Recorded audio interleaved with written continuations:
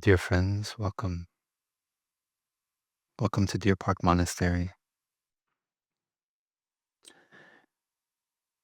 Many people are writing to us and asking, what can they do?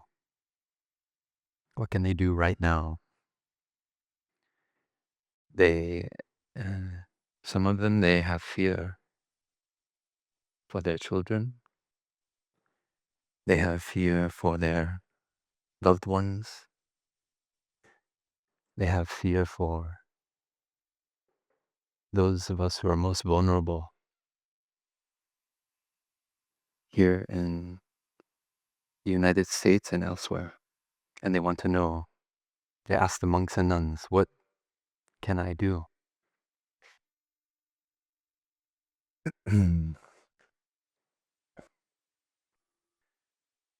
In our mindfulness trainings, we commit to strive to take a stand against injustice. That is our commitment that we make when we recite the 5 mindfulness trainings. And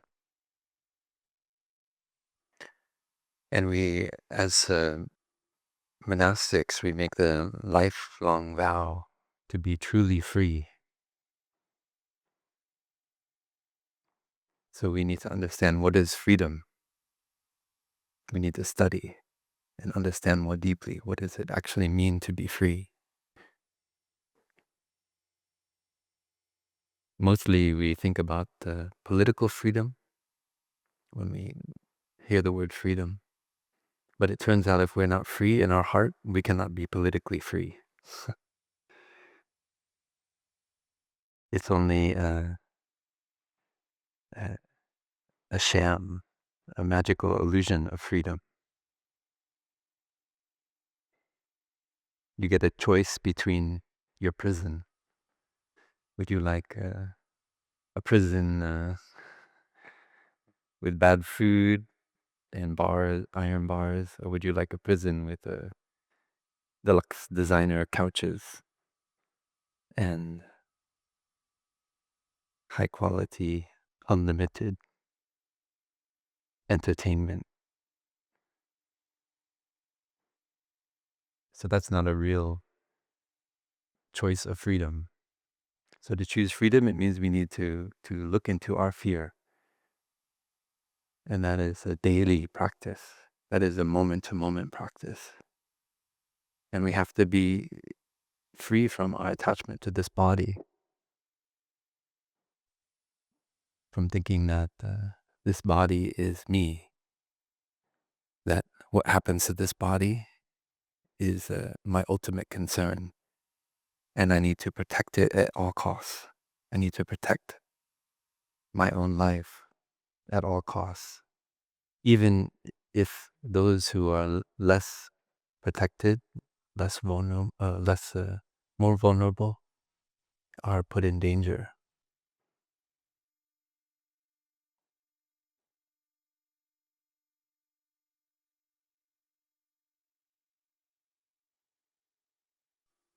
In the 1930s, many Austrians, they looked on with amusement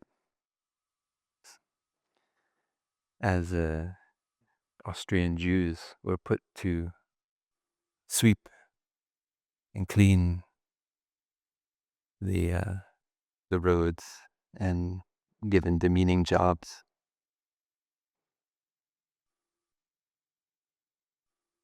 Their amusement also masked their fear of what was happening.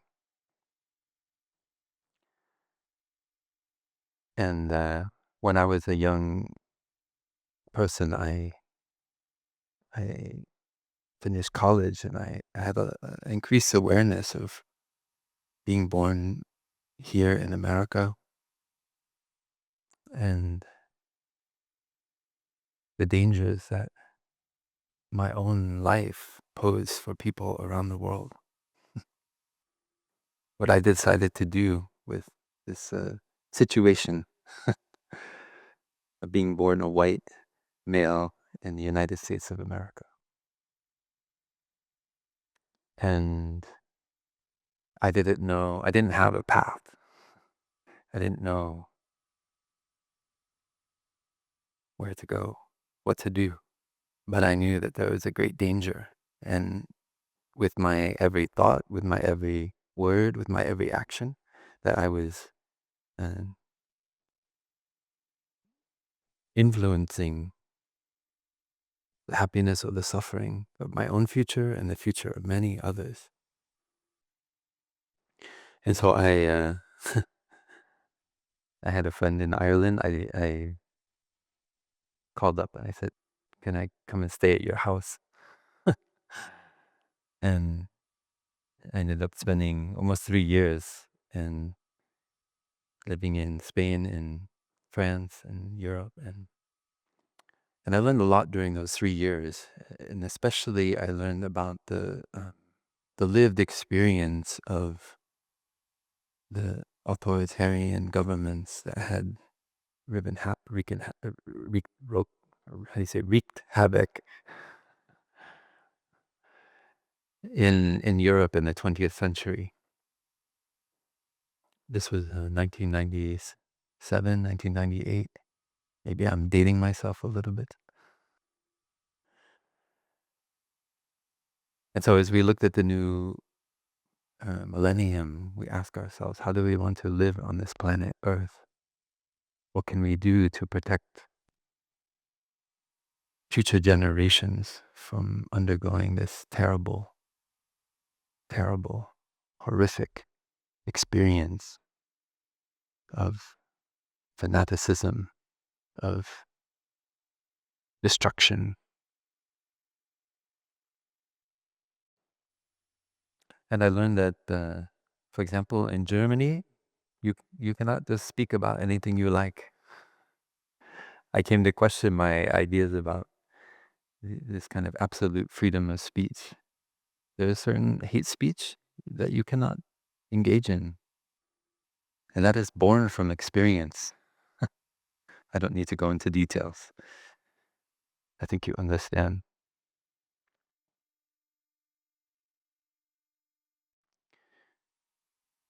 And our teacher also had an experience of living under authoritarianism in Vietnam. The Geneva Accords in 1954 split Vietnam north and south. Hundreds of thousands of refugees left the north of Vietnam. Catholics, Buddhists, Sister Hien Hai, Su Ngoại, our elder sister here in Clarity Hamlet. She's 95, 96 years old, something like that. During the Lunar New Year, I sat at her feet and I asked her lots of questions because I taught a course about Thay's life, which we hope to offer again online this past fall. And I learned so much teaching that class. And and because Su Ngoại is almost the age of our teacher, I wanted to hear her experience. And she fled from the north of Vietnam, her ancestral village, for many, many generations. Here in America, perhaps we are used to being uh, uh, uprooted. Our ancestors, every one of them, uprooted themselves from their native land, except for a very small percentage of us on this continent. They uprooted themselves, and there's something within them that could not stay. Maybe it was fear, maybe it was poverty, a wish for something better. And so we take for granted that this uprootedness in our ancestral lineage. But for Sister Hien Hai, her ancestors has lived in that village for probably more generations than she even knows, or certainly than I know. And the situation caused her to leave and take a boat to Da Nang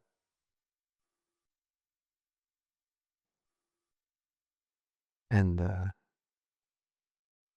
later to Pleiku, and eventually after 1975, she made Bunryo in the streets of Saigon, what was renamed as Ho Chi Minh City. So Thay also experienced, after that split in the country, the Ngo Dinh Diem regime. And many Americans here, we didn't know who this person was. We didn't know how the CIA was supporting his regime already in the 1950s. And he continued to use both religion and other means to create a repressive regime. Thay created the first version of what we experience here now, Deer Park Monastery, in a small piece of land in the mountains of the central highlands of Vietnam called Fragrant Palm Leaves Hermitage.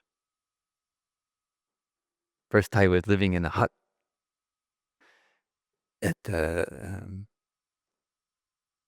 Bao Loc, in Chua Yi, Chua Look. I'm trying to remember the name of the temple in Bao Loc where Thay lived. Fukway Temple. Thay knew the venerable there, and he was a young Dhamma teacher in the 1950s. And he had been named to be the editor of the first journal which attempted to bring all Buddhist groups together in Vietnam. It's called Phật giáo Vietnam, Buddhism in Vietnam. Thay was very young, but some elder monks who could see his potential, they could see the beauty in what he was writing in his poetry, and his deep wish to update the monastic education in Vietnam. And so one venerable, even though he is very, very elderly, because he was very senior, he took on that editorship, and he made Thay the assistant editor. And a few months later, he passed away after a trip to Kathmandu. And Thay became the main editor. And Thay wrote many articles. In fact, even if you look at those, I've looked at the pages of those journal articles, and you only see Thay's name on the poetry. Very few things. It's because Thay used many pen names. He wrote articles about government. He wrote articles about Vietnamese folk tales. He wrote articles about Buddhist philosophy, but he used different names. Maybe 50, 60% of the articles were written by Thay. Maybe Thay had difficulty to find somebody else to write articles. I know I started the Deer Park newsletter, Hidden Mountain Record, and I heard we will get the second version tomorrow. And it's not easy to get the monastics to write articles. So I think it's a mix that Thay had his vision for Buddhism in Vietnam, and he needed to express that, but also he could not find people to write the articles, so he wrote them himself. And Thay became frustrated. At that point, he was living in the hut in Fukway Temple, and he said very strong things about the monks who didn't want to give up their little fiefdom. Different areas of Vietnam were controlled by different monks. And in order to bring Buddhism together and reform monastic education, it means they had to let go of some of their power. And some venerables, they stood in the way. They blocked this change that was happening. They wanted to bring science. They wanted to bring Western philosophy, aspects of Western education into monastic education. And some venerables, they blocked the way, and they cut the funding for the Journal of Buddhism in Vietnam. And Thay was so hurt. Because when you're a young person and you have a deep aspiration, you depend on the support of your elder brothers and sisters. And to feel from the institution that Thay is cut off. So painful. Thay doesn't care about Ngô Đình Diệm. Thay doesn't care about the government and all these things, but Thay cared deeply about his elders, that they feel he's doing something that could be harming the Buddhist tradition. And so Thay had to nurse those wounds in himself. And so he put a sign up in that hut, Phương Bởi Am, Fragrant Palm Leaves Hermitage. And that began a movement. And Thay brought together young people, not only monastics, also Buddhist practitioners, and they found a piece of land. And they agreed with the tribe members to buy that land. The tribal members, they could not even read or write. They had to put this kind of scrawl or the thumbprint on the documents. And later, Thay said that the communist government would use that document against Thay. That Thay's a land owner. He's a land-owning monk. He's not a simple monk. But so even when Thay started Plum Village, he didn't put his name on anything. That caused us problem later, you know. He put it in that person's name, that person, but then one man he passed away, and then his children they said, we now own the upper hamlet of Plum Village. Anyway, I won't get into that story. But Thay, I think that was the last time Thay put his name on something, because he saw how it was used to attack him. So Thay had a lot of experience with people having wrong perceptions about Thay's intention, Thay's wish for people to be free, for his brothers and sisters, his monastic siblings, to really touch the beauty of the Buddha's teaching, to wake up. And he had to learn as a young Dharma teacher to deal with the jealousy and the hatred and the misunderstandings of those even close to him, even some of his Dharma brothers.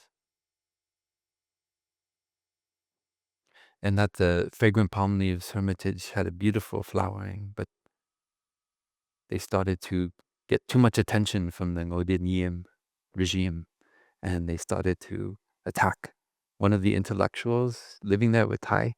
He was imprisoned when he was in Bảo Lộc, in town. And Thay knew that soon he would not be protected. Even though he's a Buddhist monk, he would not be protected.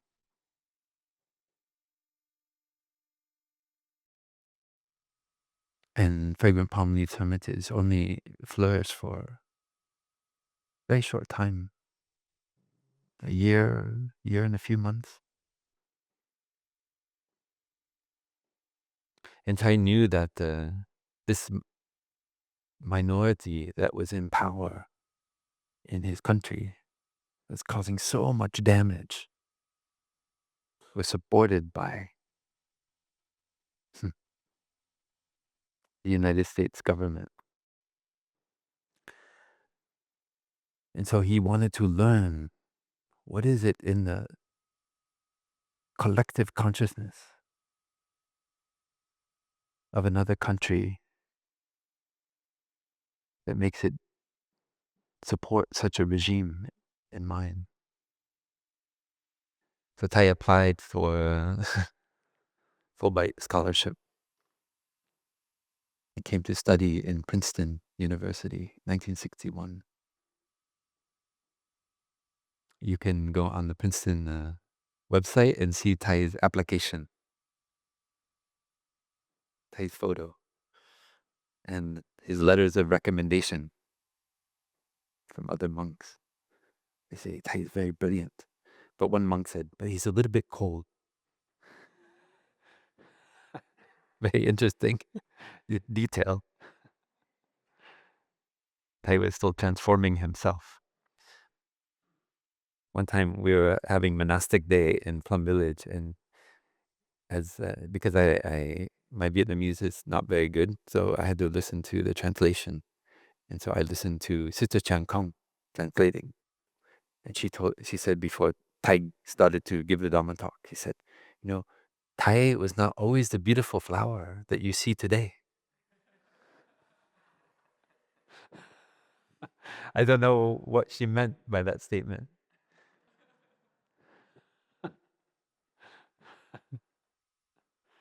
But I know that because Thay told us how Thay had to transform himself. Yeah? Thay also had his father in him. Thay once told us, Thay's father only became angry once a year.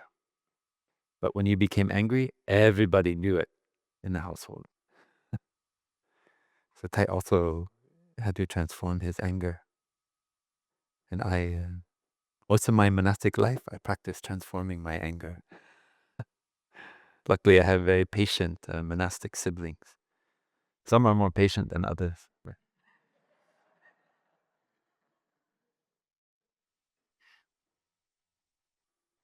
Maybe we can listen to the sound of the bell.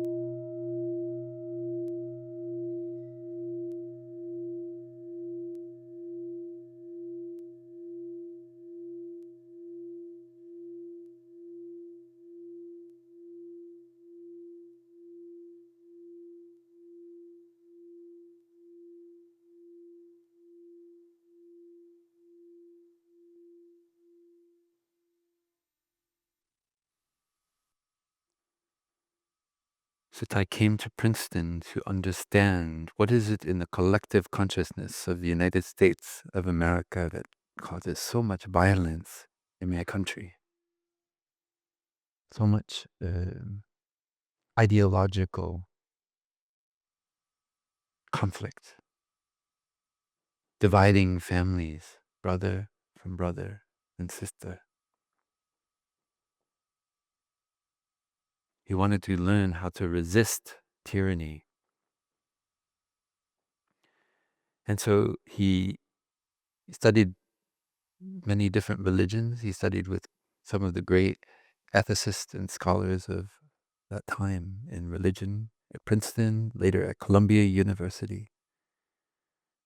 He wanted to understand how he could go deeply into his own tradition and find the ways to resist this kind of tyranny, to assure freedom, how to build a community of resistance that is lasting. And he saw in Vietnam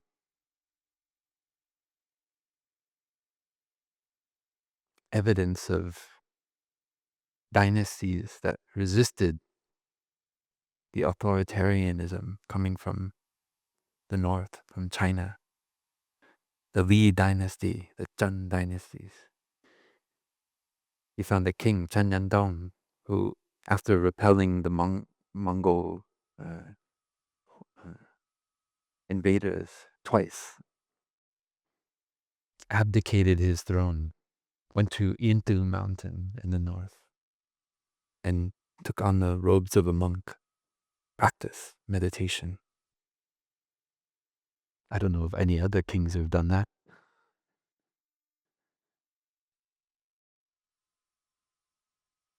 He clearly is not interested in power, in authority, in controlling. He wants to be free, truly free. That is a real kind of ruler. And so we need to look in our lives for real leaders who want to be free, who have compassion and understanding in their heart, because they will not always be in a political position. Sometimes it happens, but do not take it for granted that those in positions of power will have understanding or compassion. So he found these elements of true leadership in the history of Vietnam, and he looked deeply to see how he could build a community, how he could teach Buddhism in such a way that the young people in Vietnam would have hope for a better future, for freedom, inner freedom and political freedom.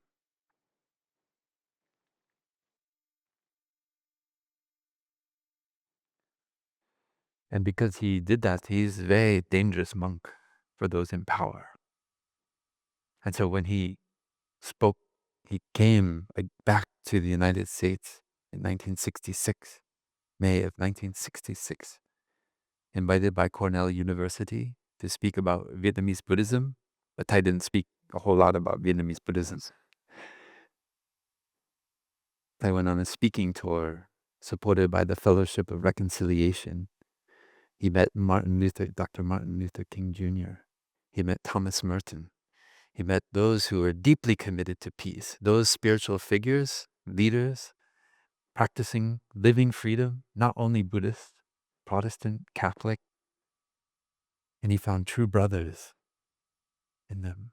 He saw that there is something in the spiritual path that can assure us freedom. And soon Thay learned he was not welcome to come back to Vietnam, that it was too dangerous. The Key and Thieu regime would probably have Thay assassinated if Thay returned to Vietnam. Thay planned to go for 3 months. Thay stayed for 39 years in exile because he was not afraid to speak his heart, to speak his mind. And so what do we do when we find ourselves in a situation where so many are living in fear? Where those forms of those structures, institutions, which we put our faith in, which our ancestors have given their lives to build so that we could have a freedom for not just 5 years, 10 years, 100 years, so that future generations can live freely on this continent, on Turtle Island, when those institutions are being disrupted, dismantled. This is not about taking sides. Deer Park has been built from the beginning as a community of resistance, a place to preserve freedom. Yesterday, we had our first working day on the Happy Farm. We started the first Happy Farm in Plum Village in 2011, 2012. In this hall in 2004, I was a novice, and we made a Sangha Karman. It means a decision of the entire community at that time that we would go in the direction of growing our own organic food. Only partly because we want to be healthy. Mainly it's to preserve our freedom. Grow food local. The 20th century has seen the destruction of the American farmer.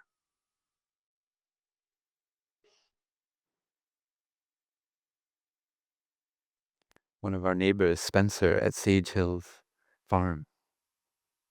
We are so lucky to have him as a neighbor. 7 years ago, he started a farm on his parents' property that he'd grown up on, run around as a kid. Now he's growing tomatoes, salad greens, kale, all organic, using human power. The only machine he has is a kind of, for, what do you say, ATV, all-terrain little vehicle to drive around on the property because it's quite uneven. He is creating a community of resistance, of resilience and resilience. He offers boxes of fresh veggies to the homeless shelter in San Diego so that people who are living on the street can have fresh food, not just canned food. But he is bucking the trend. We have put things in place for our own convenience, for our own comfort, that have dismantled the very foundation that made the United States of America resilient and free. And now we are dealing with a situation.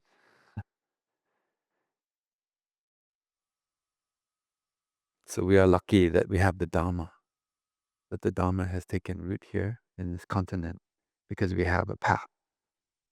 And I want to share with you a story of the Buddha. In his last years, there's a King Ajatashatru who was jealous of the power of his father. His father was the first one to offer land to the Buddhist community, the bamboo grove, the Venuan, King Bimbisara. When the Buddha got enlightened under the Bodhi tree, the Buddha had promised the king that he would come back and teach him the Dhamma. So he returned to Rajgir, Rajagraha, and where the King Bimbisara had his palace, and he was accompanied by the Kashyapa brothers, who were kind of these dreadlocked, fire-worshipping ascetics that the Buddha had inspired to cut their hair, take on the robe of a monk, and teach and learn the Dhamma. But they were very famous spiritual teachers, and nobody knew who the Buddha was. He was an unknown, and they were like, I don't know, like Eckhart Tolle or something, some big, well-known, somebody on Oprah, or I don't know, that you know really well. But they when they met the Buddha, they saw the Buddha had a deeper understanding. But the people were confused. So when the Buddha came, they saw the Buddha and they saw Uravela Kashyapa, very famous spiritual teacher. And they said, "Who is the teacher? Is it the Buddha or Uravela Kashyapa?" And so Uravela Kashyapa, he took a fan and he went behind the Buddha and he started fanning the Buddha. Yeah. And King Bimbisara came and he saw the early Sangha of the Buddha. He's so happy, so inspired by what the Buddha had realized and done. He could see it in the Sangha and the mindful steps of the monks that followed the Sangha. The people in the town, they heard about all the young men shaving their head and putting on the ochre robe of a monk. So they said, "Hide your sons. Don't let them meet this person. We don't know what's happening. He went out with his hair. He came back like this. I don't know what happened." The King Bimbisara was so impressed by the Buddha. And so he said, "I want to give you my most beautiful forest, bamboo grove. I want to give it to you, dear Buddha." And the Buddha said, "No, don't give it to me. Give it to the Sangha in the 10 directions." And that tradition has continued until today. This land of Deer Park, it doesn't belong to me. It doesn't belong to Thay. It doesn't belong to Thay. It belongs to the Sangha in the 10 directions, the noble Sangha. We are only stewards of this place. We are not landowners. And it is here for you to take refuge in. We practice to protect this space and all the living beings in it with our practice of the Dharma, of mindful breathing, mindful walking, mindful eating. But it is there for everyone to enjoy. The mountain bikers who ride their bikes up. We have some kids with very fast bikes. They ride up the hill like 35 miles per hour. Electric. It's like electric motorcycle. But, you know, the other day they rode up, they came down here and they invited the large bell. Bong. In the middle of the day. Like they want to make a prank. So we practice tolerance. So that is the spirit in which the bamboo grove was given to the Buddha. And so that was early on the Buddha's path. But the story I want to tell is about the last years of the Buddha's life. And this king, Ajatashatru, had somehow, we don't know exactly, there's different tellings of the story, but he was jealous of his father's power. And he didn't want to, wait until his father passed away to inherit the kingdom. So he imprisoned his own father and eventually starved him to death. And he felt incredible remorse, but he was torn by his lust for power and control. And he also colluded with the Buddha's cousin Devadatta. And Devadatta wanted to make himself the new Buddha, like better than the Buddha. Buddha 2.0. And he colluded with King Ajatashatru, who had compromised his own integrity to get the kingship. And they tried to kill the Buddha, but they were not successful. They had somebody roll a boulder down a mountain, and it only wounded the Buddha's toe a little bit. He had a little bit of blood. They sent an assassin, but the assassin lost heart in the middle of the night, when he met the Buddha. They sent a raging elephant, a bull elephant, came stampeding towards the Buddha on the Buddha's alms round. The Buddha just enjoyed mindful walking. He didn't give in to his fear. And the elephant stopped right in front of the Buddha. The Buddha just put his hand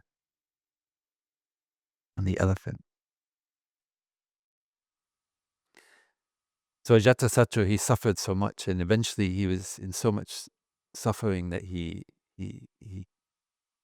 tried every other spiritual philosophy, but eventually he realized the Buddha's teaching was the best. And his minister, who was the physician of the Buddha, invited him to come and get teaching of the Buddha. And so he came, and there were many monks around, sitting in total silence. And suddenly the king thought it was an ambush, that he was going to get killed. But the monks were just sitting in meditation. That's what they did all the time. They weren't trying to ambush the king. So he overcame his fear and paranoia, and he came and he learned from the Buddha. The Buddha taught him the Dharma. And after he left, the Buddha said, if he had not killed his father, he would have been able to get awakening from the teaching I gave him. But because of this terrible deed, unfortunately, he can only get a little bit of benefit. So King Ajatashatru, he knew the Buddha was very wise.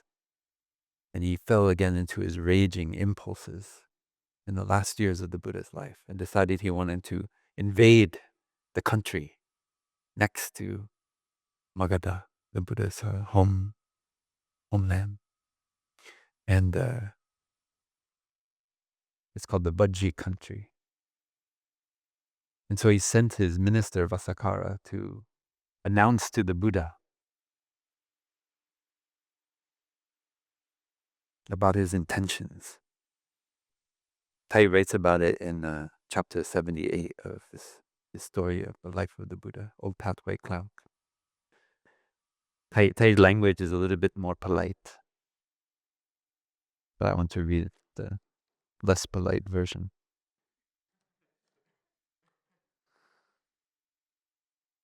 Because we are hearing all kinds of things every day in the news, and I think it's equal and is in levels of outrage as what we're hearing on a daily basis. I shall wipe out these Vajjis so mighty and powerful. I shall destroy them and lay ruin and devastation upon them. So that's literally what's recorded. Yeah. I have a couple other versions just for posterity's sake.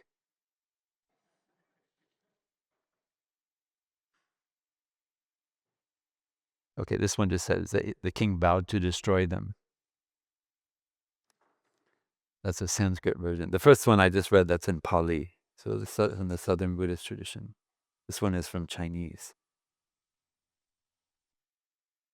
Go to Vulture Peak, to the place of the Buddha, announce my name, Ajatashatru, pay homage at the Blessed One's feet, and inquire after the Buddha's well-being. Is the Buddha at ease, dwelling in peace and in good health? Then express my words to him. The people of Vajji are self-reliant in their strength, numerous and powerful, and do not submit to me. I wish to attack them. I do not know what the instructions the Buddha may have for me. If there is any teaching or instruction, you must remember it well and not omit anything. Speak exactly as you have heard. The words of the Buddha are never in vain. So he had enough insight to know that the Buddha doesn't ever joke around, tell lies, fabricate reality. He only speaks the truth in his heart. And so he has some little bit of wisdom, and he wants to hear what the Buddha has to say about his plan. So Vasakara comes to the Buddha, and the Venerable Ananda was present, standing behind the Buddha, fanning him.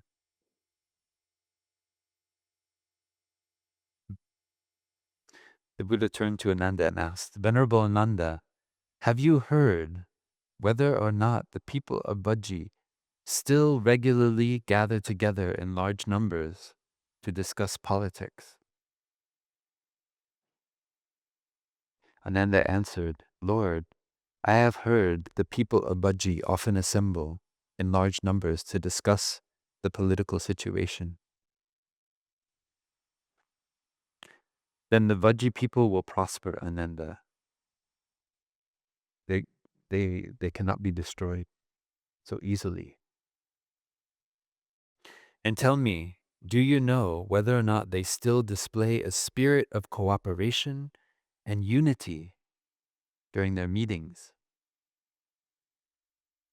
Lord, I have heard they enjoy great cooperation and unity. Well then, the Vajji people will prosper, will continue to grow. Ananda. Ananda, do the people of Vajji still respect and follow the laws that have been enacted in their country?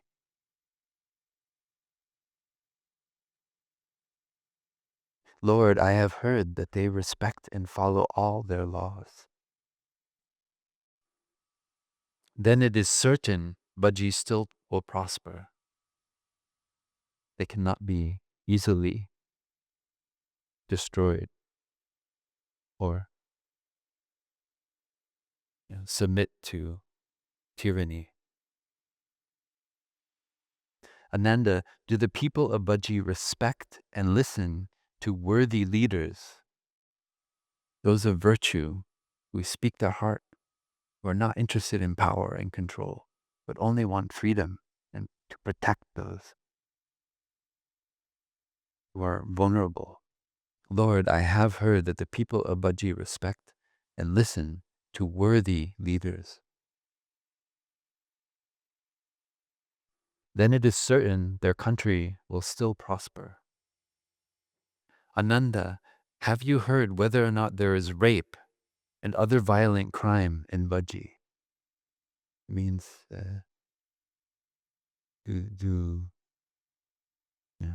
is it fallen into lawlessness and violent? Paramilitary groups of men going, raping women, stealing, stoking fear in the hearts of people. Lord, there is almost no rape or other violent crime in their country. Then Vajji continues to prosper. Ananda, have you heard whether or not the people of Vajji still protect and maintain the shrines of their ancestors? The peoples who've lived there for centuries. We have our shrines here in America. The Rocky Mountains, Yosemite Valley, arches, Joshua Tree, the ancient drawings of the Anasazi, the mounds of the Cahokia and the Ohio River.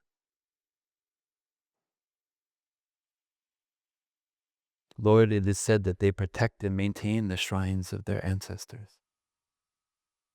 Then Vajji still prospers. Have you heard whether or not the people of Vajji respect, make offerings to, and study with spiritual teachers who have attained the way?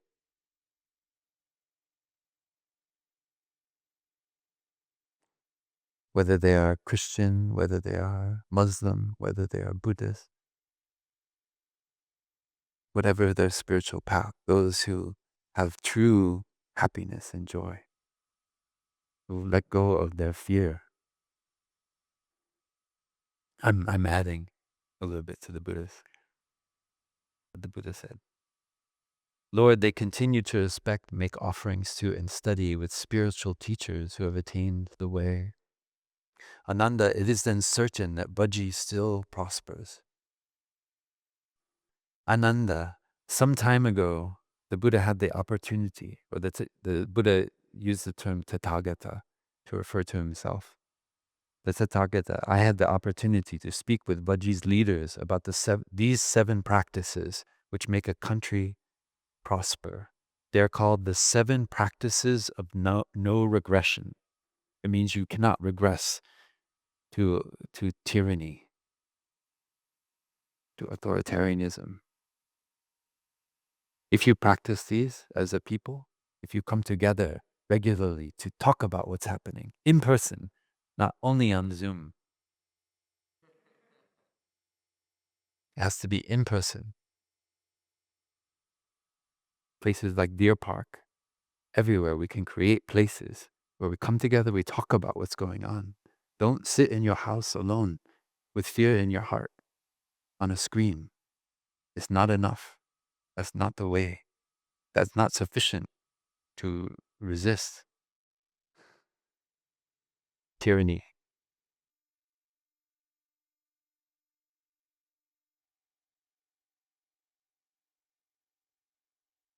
Coming together in harmony, we have to let go of our petty differences and trust in one another as human beings on this planet Earth.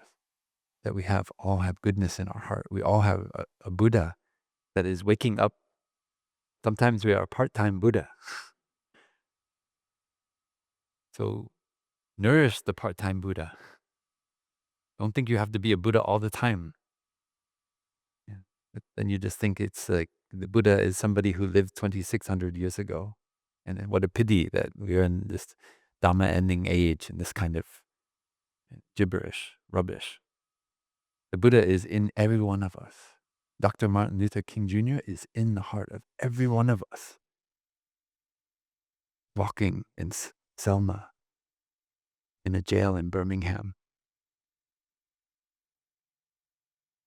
In 1968, when King was assassinated, Thay said, America can produce a king, but it cannot keep a king. It means Dr. Martin Luther King.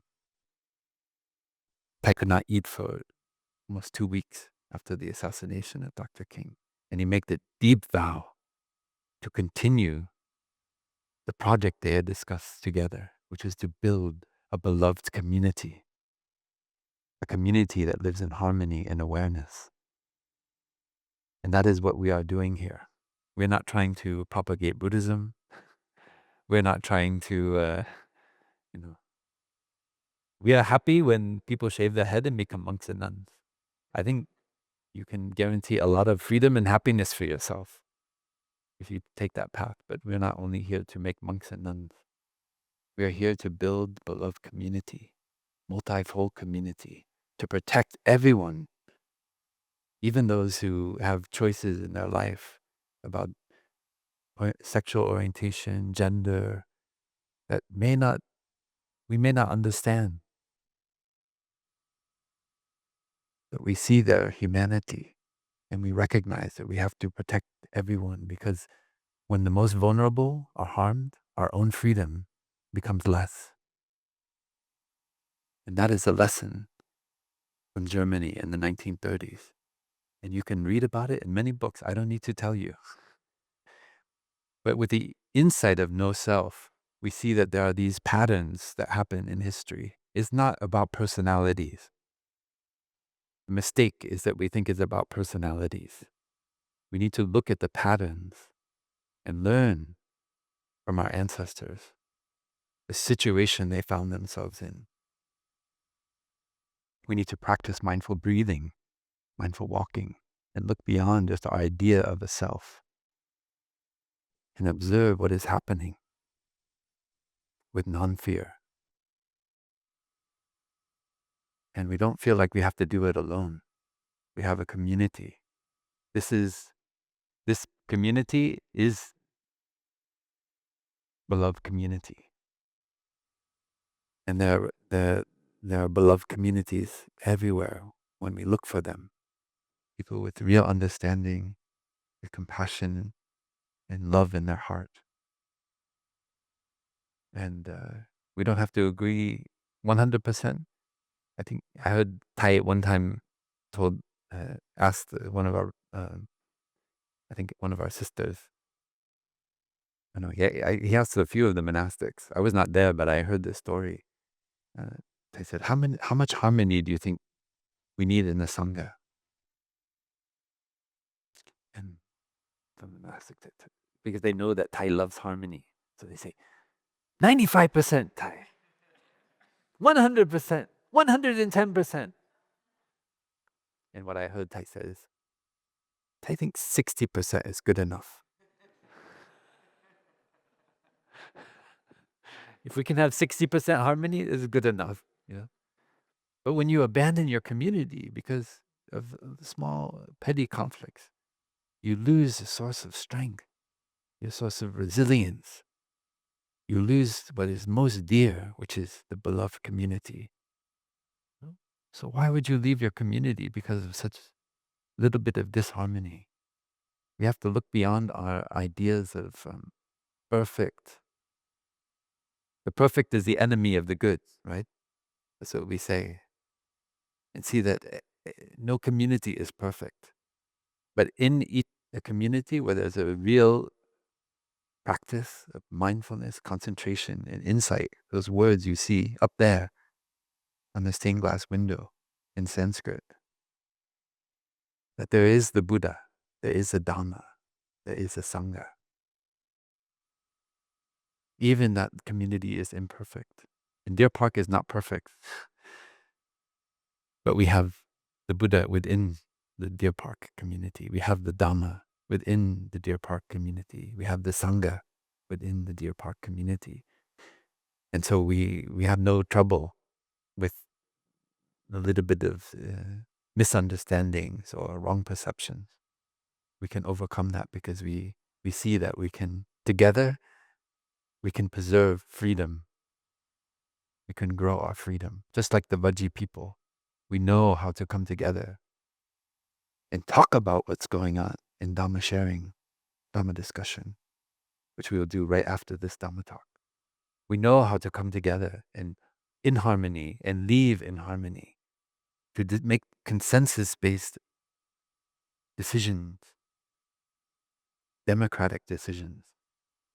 No one person makes all the decisions here at Deer Park.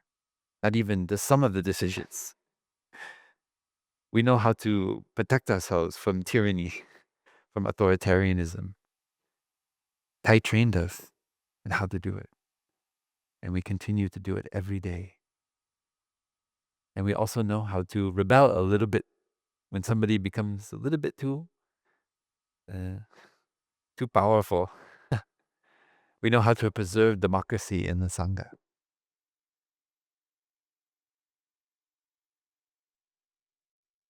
So we can learn from this community and how to preserve democracy outside of this Sangha. And that is a work for us to do. Homework. How do we keep the beautiful democracy? Thay called it in our introduction to the Vinaya the highest form of government. In a democracy, the people are the highest. Not someone's idea of the people. Real people that we see in flesh and blood, that we rub shoulders with, that sometimes we argue with, sometimes we disagree with, but we find their humanity.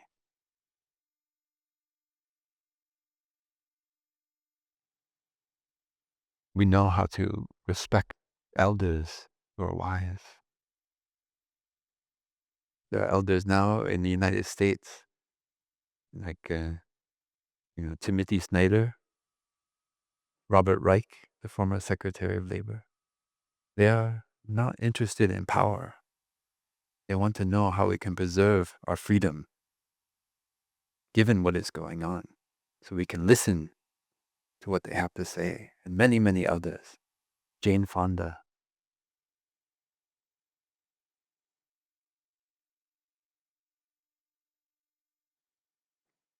I just give an example. This is from Timothy Snyder, a professor of history at Yale, who specializes on the rise of Nazi Germany. What he learned from the rise of authoritarianism in the 1930s. 1, do not obey in advance. Most of the power of authoritarianism is freely given. In times like these, individuals think ahead about what a more repressive government will want, and then offer themselves without being asked. The concentration camps? Hitler didn't order those. Those are members of his military wing. They came up with that idea without even asking. The killing camps. Look for those who are finding ways to create, powers, structures now. Real time. I'm talking about now. This is not a rehearsal. We have to look with the eyes of compassion and understanding. Not just because I tell you. You do it because you want to preserve the kind of freedom that we have here at Deer Park. The kind of community that is here and elsewhere as well. You have to look to communities of resistance and not obey in advance. Not freely offer in order to curry favor, thinking that we'll get some benefit. A citizen who adapts In this way, obeying in advance is teaching power what it can do.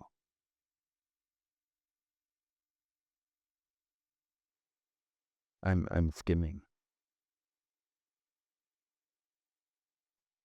Defend institutions. I know there are institutions full of bureaucracy, full of inefficiency, but they're also human institutions. And they have protected our people, our education system, our national parks, our workers. We have to pay attention.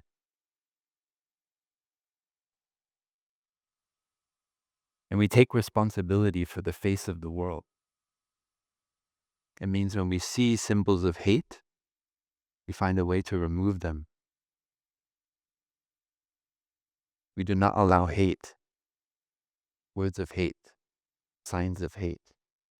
That is when you look around Deer Park Monastery, you see every word has thought and intention. Every display, everything that we do, the way this meditation hall is built, the way we clear our trails, is with the spirit of nonviolence and creating a language of hate and understanding, a language of love to resist the tendency towards sensual desires and now language of hate that we find outside in the world. I just touch on a few things because it's just short time for this Dhamma talk. But I really wish that we all look deeply into ourselves and see what we can do, because you have a power to change the future. Don't for a moment fall into defeatism. You have agency in your life. You can decide what you think, what you say, and what you do. That is a great power that mindfulness gives us. And the future is still not yet written. So don't numb yourself with consumerism, entertainment, so forth. Come out, work on the happy farm. We announced the new Thich Nhat Hanh School of Interbeing at the foot of the mountain. We want to raise our children in such a way that these very human qualities are made strong in their consciousness so that they can preserve freedom, happiness, and joy for future generations, because they will be the leaders of the future. We're going to throw so many positive projects at you, and we want you to help us, because that's what we need now. Because Thay told the people in the village of Vietnam that was bombed the first time to rebuild. When it was bombed the second time, they came to Thay and they said, "What should we do? Maybe we should just give up." Thay said, "No, we have to rebuild." And when they bombed the village a third time, they were lost in despair. What is the point of rebuilding? They will just bomb it again. They think the Viet Cong are in our village, and they think the only way to keep them out is to destroy it. And Thay said, "You have to rebuild. You have to rebuild." Told them, "You rebuild that village." And that is the spirit that we have here at Deer Park. So whatever will come our way, we will rebuild. We will build the happy farm. We will build the school. We will continue to build with your help, because we need these institutions. We need this kind of new way of looking at the world that can help us to resist and not fall into the situation in Germany in the 1930s. Thank you for listening, and I wish you all happiness and health.